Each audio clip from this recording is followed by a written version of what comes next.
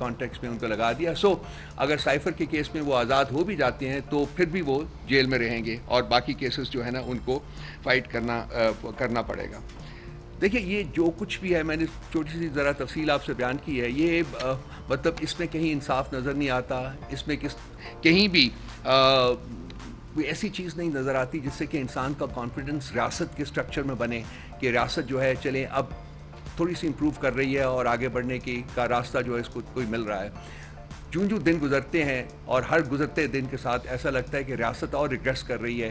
ریاست کے جو انسٹیٹیوشنز ہیں ان کے اوپر اسٹیبلشمنٹ کی جو پریشر ہے وہ اور بڑھتا جا رہا ہے.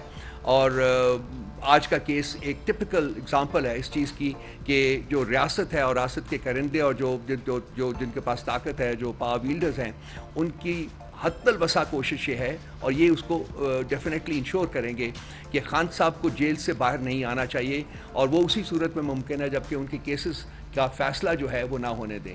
سو آج کا جو سین ہے وہ اس حالت میں بھی اپنے گروسم اور سکننگ قسم کے کنٹرولز کے ساتھ پھر انیکٹ ہوگا, شاید کتنی دفعہ انیکٹ کرنا پڑے. تو آج ہم لوگ انصاف کا قتل ہوتے ہوئے دیکھ رہے ہیں, ہم لوگ ریاست کو کمزور ہوتے ہوئے دیکھ رہے ہیں, ہم یہ تمام تماشا پچھلے 2 سال سے دیکھ رہے ہیں اور اس سے پہلے بھی 76 سال کے عرصے میں جو اسٹیبلشمنٹ کا رول رہا ہوا ہے. میں تو بار بار کہتا ہوں کہ اگر اس ملک میں کوئی مسئلہ ہے جس کی وجہ سے یہ ملک ترقی نہیں کر سکا تو وہ اسٹیبلشمنٹ کی ڈائریکٹ انٹرونشن ہے یا انڈائریکٹ انٹرونشن ہے اپنے اسٹوڈنٹس کے through, kicking the prime minister out and then kicking them back into power. یہ ختم اس کے لیے ہماری جو جدوجہد ہے وہ جاری رہے گی. اور آج بھی ہم نے اسی اسٹیبلشمنٹ کا ایک انتہائی گھنونا رخ جو ہے وہ عدت کیس کے کانٹیکسٹ میں کمرہ عدالت میں دیکھا ہے. جب تک یہ ہوتا رہے گا نہ انصاف ملے گا, نہ آزادی ملے گی, نہ آئین بحال ہوگا, نہ قانون بحال ہوگا اور نہ ہی جمہوریت بحال ہوگی. سو ہماری جدوجہد جو ہے وہ اس کے خلاف ہے اور یہ ہم جاری رکھیں گے. احمد فرحاد کا کیس بھی آپ کے سامنے ہے. اتنے سارے دن اس کو حبس بیجا میں رکھ کر پہلے اس کو میرا خیال ہے آزاد کشمیر باغ میں کہیں اس کی اپیرنس کروائی گئی کسی پولیس اسٹیشن کے اوپر, اور وہاں سے کہا گیا کہ مظفر آباد میں اس کے خلاف ایک کیس اور درج ہے, وہاں بھیجا گیا. تو وہاں سے وہ کیس کے سلسلے میں مجھے آخری اطلاعات ملی تھی کہ اس کو وہاں سے چھوڑ دیا گیا ہے. تو ایک نظم حقائق پر مبنی ایک نظم لکھنے کی پاداش میں ایک انسان کے ساتھ پچھلے 1 مہینے میں 1.25 مہینے میں کیا ہوا. ہم یہاں بیٹھے ہوتے ہیں, ہمیں یہ نہیں پتا ہوتا کہ یہاں سے ہم اٹھ کے گھر بھی جائیں گے کہ نہیں جائیں گے. یہ میرے چہرے کے اوپر ایک داغ جو ہے وہ تو موجود ہے, شاید ساری زندگی جو ہے وہ میرے ساتھ رہے, لیکن جو ریاست کے اوپر گھنونے دھبے جو لگائے جا رہے ہیں ایوری ڈے ہر دن کے ساتھ, وہ کبھی نہیں دھلیں گے. اور یہی لوگ جو کہ آج ظلم و بربریت کا جنہوں نے بازار گرم کیا گیا ہے, کل ریاست اسی کے شکنجے میں آئیں گے اور سنوائی ہوگی. سنوائی کے بغیر ریاست آگے نہیں بڑھ سکتی ہے. سو جو لوگ رسپانسبل ہیں ان کو اکاؤنٹیبل بھی ہونا پڑے گا. جھوٹی کہانیوں کے اوپر مقدمے بنائے جاتے ہیں اور پھر ریاست کی تمام تر جبر اور فسطائیت کو بروئے لا کر ان مقدمات کو طوالت بخشی جاتی ہے تاکہ جو مجرمین ہیں, جو ان کے حساب سے مجرمین ہیں لیکن ایکچولی وہ مجرمین نہیں ہیں, وہ آزاد نہ ہو سکیں. اس وقت خان صاحب کے خلاف جو عدت اور سائفر کے مقدمے ہیں وہ بالکل ورچولی ختم ہو چکے ہوئے ہیں, وہ کریش کر چکے ہوئے ہیں, اور ان میں سے آج ایک کا ججمنٹ آنی تھی وہ نہیں ہے. اب وہ دیکھتے ہیں کب آتا ہے. اسی طرح سے سائفر کا جو مقدمہ ہے وہ بھی کریش کر چکا ہوا ہے. توشہ خانہ میں خان صاحب کی سزا سسپینڈ ہو چکی ہوئی ہے اور القادر کے اوپر بیل کی ہے. سو یہ مطلب ایکچولی تو یہ تمام مقدمات آلریڈی ہو جانے چاہیے تھے اور خان صاحب کو جیل سے باہر آنا چاہیے تھا, لیکن ابھی تک وہ موجود ہیں. اور ہمیں خوف ہے وہ اس چیز کا ہے کہ اور مقدمات بھی عنقریب جو ہے وہ ان کے خلاف رجسٹر کیے جائیں گے. سو یہ تو آج کا جو ہوا ہے گند, اس کی کچھ کہانی ہے. باقی کچھ ہمارے پی ٹی آئی کے نیریٹو کے بارے میں کچھ مسگیونگس کریٹ کی جا رہی ہیں اور ہمیں پتہ ہے کہ ان کے پیچھے کون سی طاقتیں کار فرما ہیں. ایک تو 1971 کا جو ڈیبیکل تھا اس کے بارے میں بہت سی مسگیونگس کریٹ کی جا رہی ہیں. آپ دوستوں میں سے جنہوں نے حمود الرحمان کمیشن رپورٹ پڑھی ہے, اور میں نے I am one of those fortunate people who got a copy very early, اور میں نے وہ پڑھی ہے, اس میں کہیں بھی فوج کے بارے میں کوئی غلط بات نہیں کہی گئی, بلکہ کئی جگہوں کے اوپر کہا گیا ہے کہ فوج بہت بہادری سے لڑی. It was a failure of the leadership. اور اس میں ایک شخص کی بات بار بار کی گئی ہے جس کا نام تھا جنرل یحییٰ خان, آغا محمد یحییٰ خان, کہ اس نے اپنے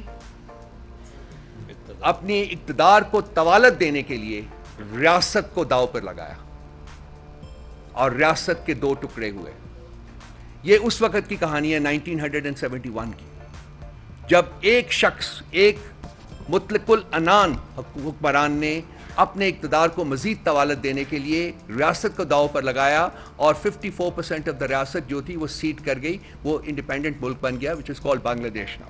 تو پیرلل جو ہم ڈرا کر رہے ہیں وہ اس وقت میں اور آج کے وقت میں کر رہے ہیں کہ آج بھی ایک شخص واحد اپنی ڈکٹیٹرشپ کو, اپنے اقتدار کو طوالت دینے کے لیے پچھلے 2 سال سے اس نے بھی ریاست کو داؤ پر لگایا ہوا ہے.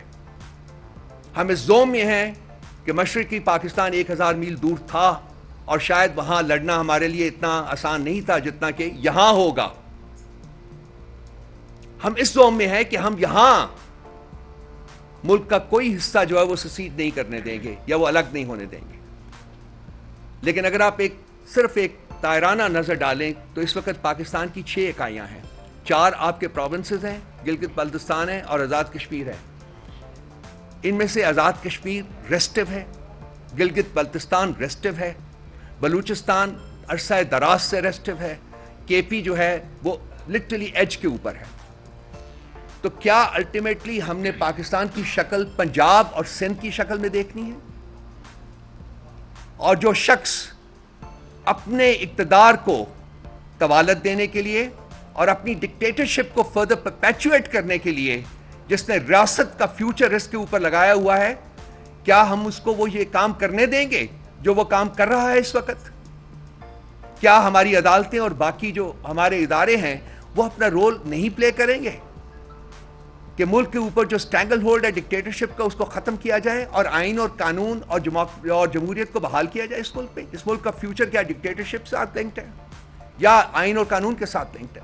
کوئی بھی ریاست دنیا میں آج کل کے زمانے میں ایسی نہیں ہے جو کہ ڈکٹیٹرشپ کے بلبوتے کے اوپر آگے چل سکتی ہے. کسی نہ کسی طریقے سے, کسی نہ کسی شکل میں وہاں آئین اور قانون کی حکومت ہوتی ہے. یہ پاکستان وہ واحد ریاست ہے اس وقت جس نے کم از کم پچھلے 2 سال میں نہ صرف کہ آئین اور قانون کا ٹوٹل فقدان نظر آیا ہے بلکہ بریزن جسے کہتے ہیں بریزن طریقے سے اس کو وینڈلائز کیا گیا ہے. پاکستان کی ڈکٹیٹرشپس میں 1947 کے بعد سے جو 4 ڈکٹیٹرشپ آئی ہیں اس میں ایک چیز بڑی کامن تھی, وہ یہ تھی کہ جب وہ ٹیک اوور کرتے تھے تو آئین کو یا تو ایبروگیٹ کر دیتے تھے یا سسپینڈ کر دیتے تھے, موسٹلی ایبروگیٹ کر دیتے تھے. جتنے بھی ڈکٹیٹرز آئے ہیں انہوں نے آئین کو ایبروگیٹ کیا اور پھر عدلیہ کے ذریعے وہ ڈاکٹرن آف نیسیسٹی کے تحت اس کو لیجیٹیمائز کر لیتے تھے, اپنا اقتدار جو ہے وہ لیجیٹیمائز کر لیتے تھے اور انٹرنیشنل کمیونٹی سے پھر اپنے آپ کو لیجیٹیمائز کرانے کے لیے پاکستان کو آگ میں جھونکا جاتا تھا. وہ سوویت یونین کے خلاف لڑائی ہو انڈر ضیاء الحق یا وہ مشرف کے دور میں آور وار آن ٹیرر ہو, امریکہ کی وار, اس کا حصہ تھا. اس میں صرف اور صرف پاکستان اور پاکستان کے عوام نے سفر کیا. آج پاکستان جو اکنامکلی کیپٹیو ہویا ہوا ہے, لٹرلی پینیز کے لیے وہ اپنا کشکول لے کے ساری دنیا میں پھر رہا ہے, اس کی سب سے بڑی وجہ پاکستان کی ڈکٹیٹرشپس ہیں. اور یہ 2 لڑائیاں ہیں ادر دین دو small wars, lesser important wars جو کہ پاکستان نے لڑی. آج اس خطے کے اوپر آپ نظر ڈالیں تو جو امریکہ ایک اور لڑائی یہاں لڑنے کی تیاری کر رہا ہے اور وہ لڑائی ہے کنٹین چائنا کی لڑائی, اور پاکستان انڈائریکٹلی اس کا بھی حصہ اس میں بھی اپنا حصہ ڈالنے کی تیاری کر رہا ہے. اگر یہ ہوتا ہے تو پاکستان کا اپنا وجود جو ہے وہ خطرے میں پڑے گا. وہ آلریڈی کوئی زیادہ سیف نہیں ہے, لیکن اگر اس قسم کی لڑائی میں اگر پاکستان حصے دار بنتا ہے تو وہ پاکستان کا جو سروائیول ہے وہ خطرے میں پڑے گا. تو یہ وہ چیزیں ہیں جو کہ بیسیکلی تو ہماری لڑائی فوج کے ساتھ نہیں ہے, ہماری لڑائی شخص واحد کی آبجیکٹیوز کے ساتھ ہے, اپنے اقتدار کو طوالت دینے کا جو ان کا ایک انفیچویشن ہے ان کا, اس کے ساتھ ہے. اس سے ملک نے سفر کیا ہے, اس سے ملک ابھی بھی سفر کر رہا ہے اور سفر کرتا رہے گا اس وقت تک جب تک کہ یہ انفیچویشن ود ڈکٹیٹرشپ ختم نہیں ہوتی اور آئین اور قانون کو بحال نہیں کیا جاتا. تو یہ لڑائی ہم نے لڑی ہے, یہ لڑائی ہم لڑ رہے ہیں اور یہ لڑائی ہم لڑتے رہیں گے اس وقت تک جب تک کہ ملک میں آئین اور قانون بحال نہیں ہوتا.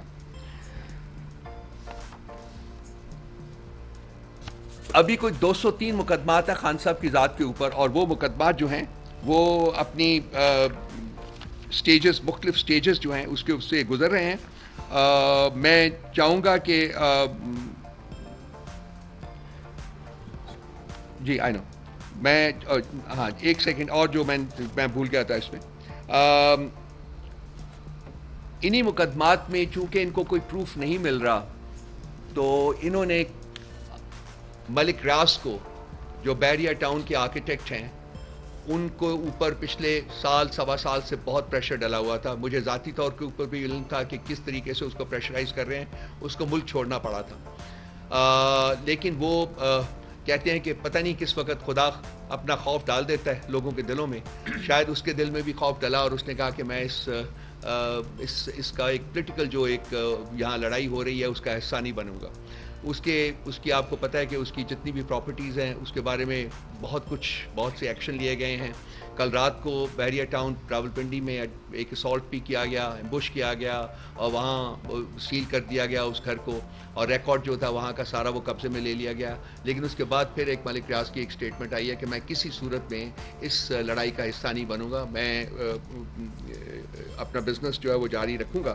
اور میری اطلاع کے مطابق 3 دن پہلے میرا خیال آج بھی وہ دبئی میں ہی ہیں, جناب صدر پاکستان بھی گئے ہیں وہاں, اور سنا ہے کہ ذاتی طور کے اوپر بھی انہوں نے اس سے ملاقات کرنے کی کوشش کی ہے. مجھے نہیں پتا کہ ملاقات ہوئی ہے یا نہیں ہوئی, لیکن مجھے یہ پتا ہے کہ وہ شاید اس کو اب بھی پریشرائز کرنے میں کامیاب نہ ہوں. تو یہ وہ محرکات ہیں دوستو جو میں نے آپ کے سامنے بیان کیے ہیں کہ فالس, فریولس اینڈ فراڈولنٹ کیسز رجسٹر کیے خان صاحب کے خلاف. وہ چھوٹی عدالتوں سے بزور شمشیر انہوں نے فیصلے لے لیے, لیکن جب بڑی عدالتوں میں پہنچے تو وہ سسٹین نہیں کر سکے, سب ایک ایک کر کے کریش کر رہے ہیں. اور اب یہ اور فیک قسم کی شہادتیں ملک ریاض کی ہوں یا کچھ اور لوگوں کی ہو, اور جیسے یہ خاور مانیکا جیسے گرے ہوئے گھٹیا لوگ جو ہیں ان کی شہادت ہو, اس کو 4-3 مہینے انہوں نے پکڑ کے رکھا ہے. آپ بھی جانتے ہیں, میں بھی جانتا ہوں کہ ان 3 مہینوں میں اس کے ساتھ کیا سلوک رکھا گیا ہوگا. اور آج وہ کینری کی طرح وہاں باہر نکلا ہوا, وہ ایک ایک singing a song on a tune that is provided by the power wielders. تو یہ مقدمے تو سسٹین نہیں کر سکتے ہیں, لیکن پرابلم یہ ہے, جو سوال ہے سب سے بڑا کہ جی اگر انصاف کے تقاضے پورے نہیں ہوتے, اور ہمیں لگ رہا ہے کہ جو بڑی عدالتوں میں کچھ تازہ ہوائیں چلی تو ہیں, لیکن جو دوسری طرف جو قوتیں بیٹھی. مزید حالات حاضرہ سے باخبر رہنے کے لیے ہمارے channel I point T V کو سبسکرائب کریں.